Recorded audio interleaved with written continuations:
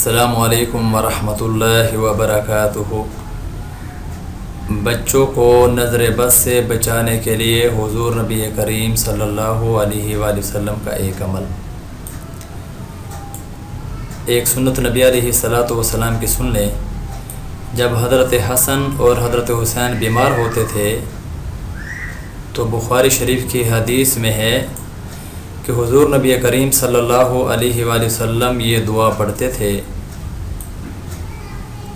اعوذ بکلمات اللہ التامات اعوذ بکلمات اللہ التامات من کل شیطان وہامۃ من کل شیطان وہامۃ ومن کل عین لامہ